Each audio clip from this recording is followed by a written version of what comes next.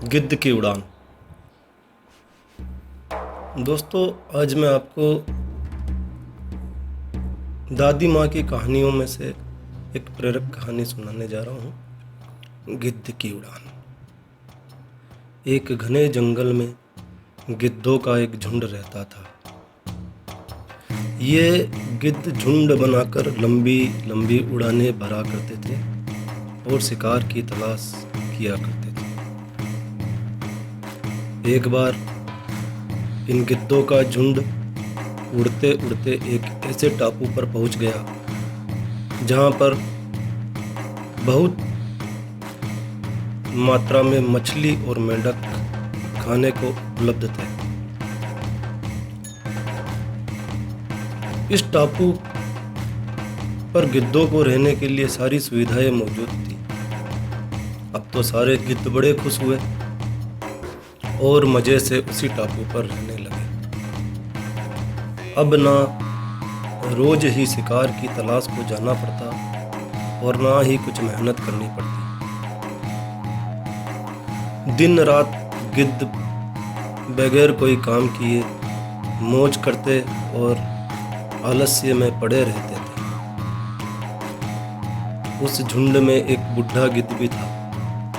बूढ़े गिद्ध को अपने साथियों की ऐसी दशा देखकर बहुत ही चिंता हुई। वो गिद्धों को चेतावनी देते हुए बोला, मित्रों, हम गिद्धों को ऊंची उड़ान और अचूक निशाने और उत्तम शिकारी के रूप में जाना जाता है, लेकिन इस टापू पर आकर हम सभी गिद्धों को आराम की आदत हो गई है और यदि हम कुछ दिन नहीं उड़े तो ये चीज़ें हमारी क्षमता और हमारे भविष्य के लिए घातक हो सकती है। इसलिए हम आज ही हमारे पुराने जंगलों में वापस जाएंगे।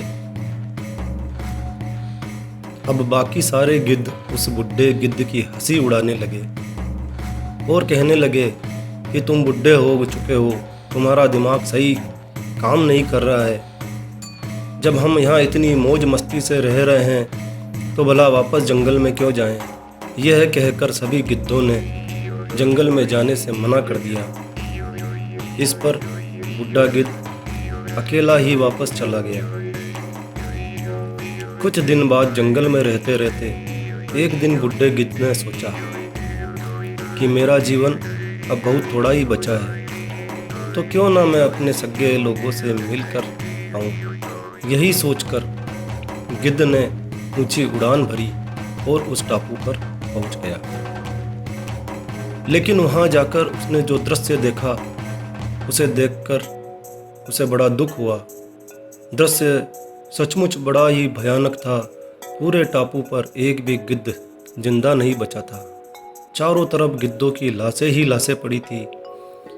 अचानक एक घायल गिद्ध पर नजर पड़ी। उसने उससे पूछा कि बताओ क्या हुआ, यहाँ पर क्या हुआ?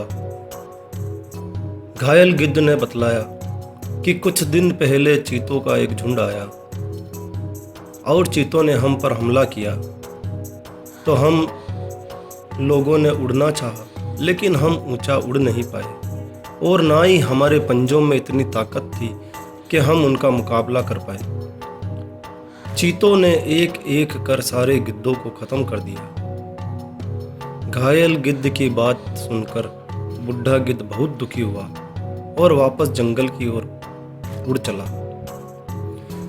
दोस्तों, हमारे जीवन में भी कुछ ऐसा ही होता है। हम अगर अपनी शक्तियों का लगातार प्रयोग नहीं करते हैं तो हम कमज़ोर हो जाते हैं और एक दिन हमारी शक्तियाँ हमारे काम की नहीं रहती है। अगर आप अपने दिमाग का इस्तेमाल नहीं करते तो आपका दिमाग की क्षमता घटने लगेगी।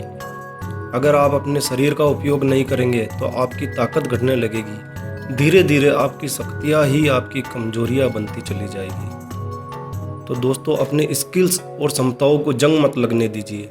लगातार खुद को तराशिए, खुद को अपडेट करते रहिए, तभी आप जिंदगी की इस जंग को शान से जीत पाएंगे।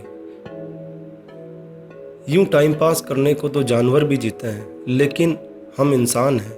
अपनी काबिलियत, अपनी ताकत को जिंदा रखिए, अपने कौशल, अपने हुनर को तराशिए, उस पर धूल मत जमने दीजिए।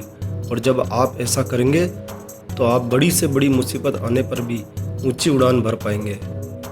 मित्रों, इस कहानी से आपने क्या सीखा और कैसे इस कहानी को अपने जीवन में आप इस्तेमाल करेंगे, हमें कमेंट्स करके ज़रूर बतलाइए। हमें आपके कमेंट्स का इंतज़ार रहेगा। दोस्तों, यदि आपने अभी तक हमारे इस चैनल को सब्सक्राइब नहीं किया है तो प्लीज़ सब्सक्राइब कर लीजिए। धन्यवाद।